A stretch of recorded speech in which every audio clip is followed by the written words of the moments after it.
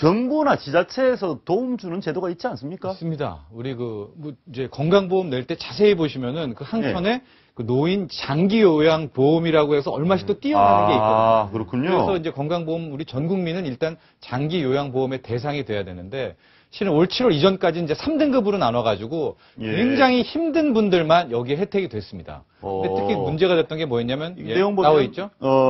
고령이나 노인성 질병 등을 이유로 혼자서 네. 일상생활을 수행하기 어려운 노인에게 집안일도 도와주고 간병도 해주는 간병사도 보내고요.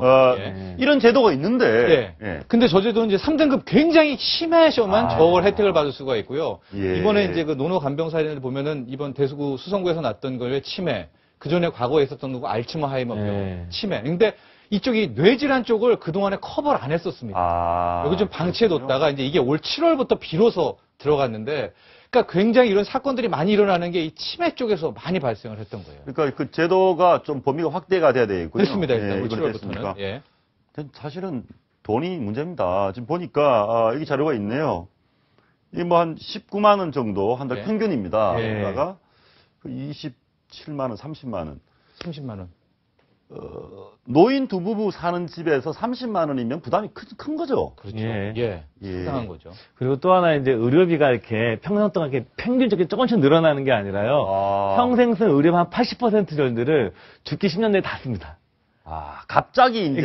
그러니까 젊었을 때는 인생을 총 금액을 따지면 비슷하지만 이 비중 자체가 죽기 마지막 10년에 압도적으로 많기 때문에 훨씬 더 비중이 높아지는 거죠. 힘들고. 이게 무슨 말씀이냐면은 저희 통계상으로 이제 28만 원이기 때문에 매달 28만 원은 실제로 뭐 자식들이 봉양하고 이러면 되지 않습니까? 근데 이렇게 안 됩니다.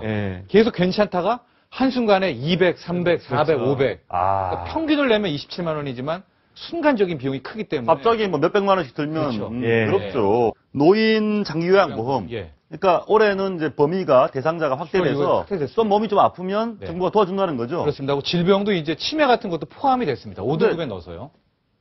그 당사자 본인이 직접 등록을 해야 된다고요? 그렇습니다. 본인이나 가족이 등록을 해야 돼서 현재 한 35만 명 정도의 이제 어르신들이 이제 신청을 하고 있는데 또 여기도 우회가 꼭 65세 안 넘어도 됩니다. 많이 아플 경우, 질환이 심할 경우에는 60세만 넘어도 여기에 이제 등급을 매겨주거든요. 좀 아쉬운 게, 뭐, 우리 일본하고 유럽하고 비교도 됐는데, 우리나라 1등급에서 3등급이 등급을 받기가 굉장히 어렵습니다. 그러니까 우리나라 5등급이 막 일본에서는 2, 3등급 정도 될 때로 우리가 좀 혹독하거든요. 그러니까 이런 거는 정부가 좀 융통성을 줬으면 좋겠다는 생각이 사모님, 그러니까, 예를 들어서 내가 좀 우리 배우자나 뭐 부모를 간병을 해야 되는데, 이 아픈 분에게 정부로부터 이런 요양급여를 지급받을 정도면 어느 정도 불편해야 됩니까?